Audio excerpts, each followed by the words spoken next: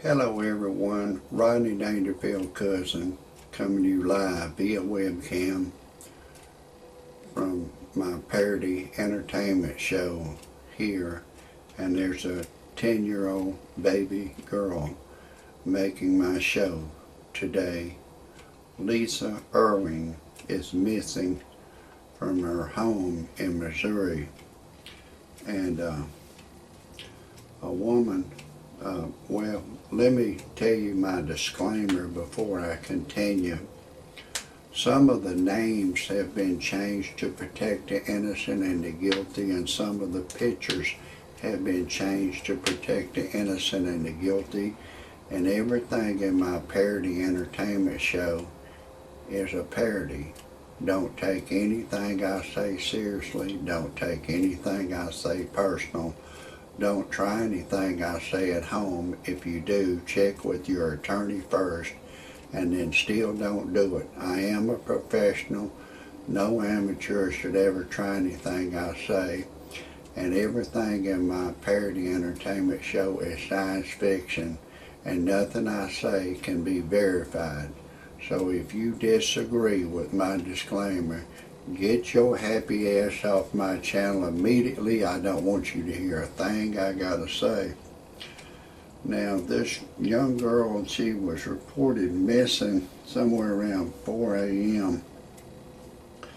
And they had said they had seen the girl, I think around 10, and she come up missing. Her daddy said he come home and all the lights was on, and they said 3 cell phones were missing, and there's some conflicting statements going on that police, wait a minute, let me see, wait a minute, they say the parents say they're cooperating with the police, and the police act like they're not cooperating.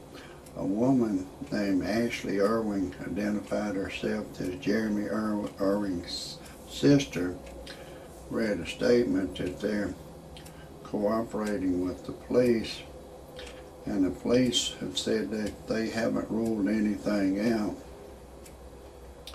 But I would like to advise the police to give both of the parents a polygraph test and anybody else in the home a polygraph test, and just say, do you know anything about the disappearance? Do you suspect anybody?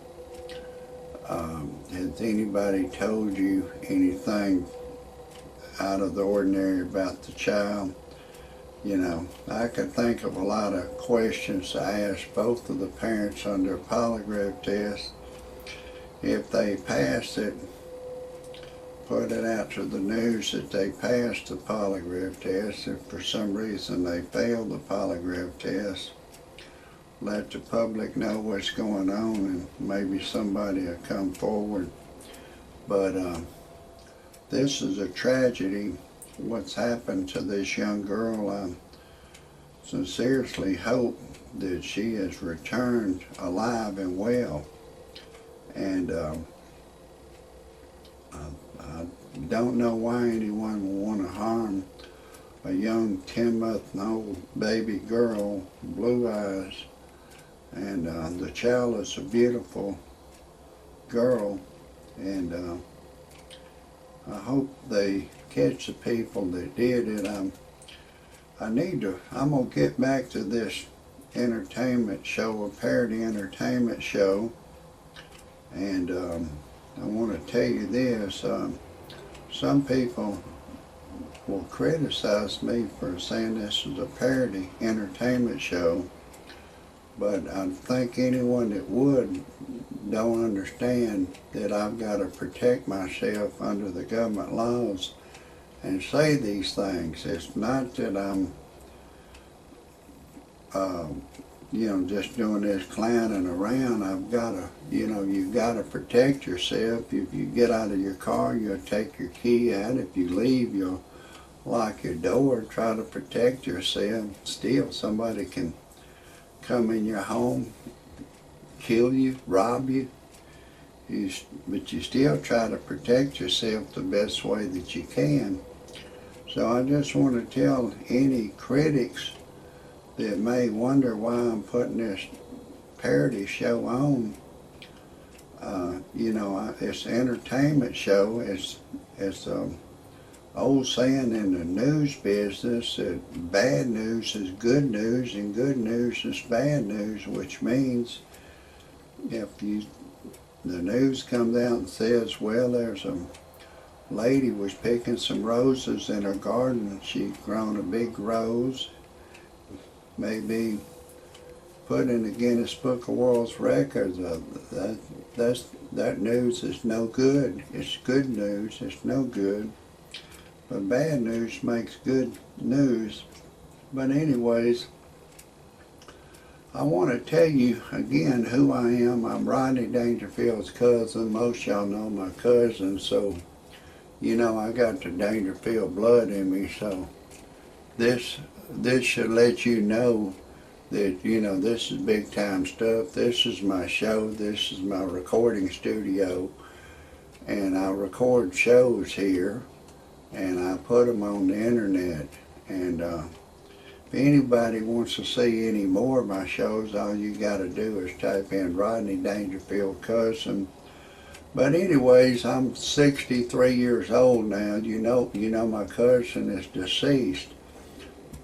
And it seemed like after he died, he got no respect. Everywhere he went, he got no respect.